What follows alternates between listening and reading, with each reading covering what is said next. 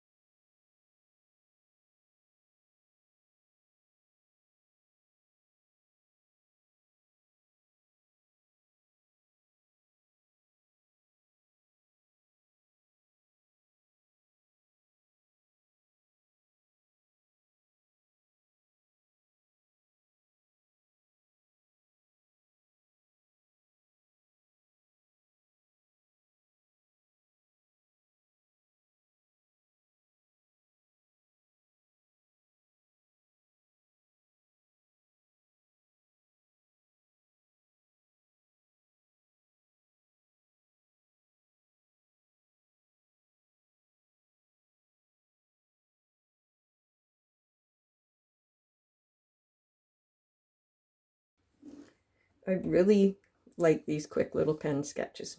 In fact, I usually end up liking them a lot more than any so-called finished drawing, masterpiece, whatever. I love the sketched look.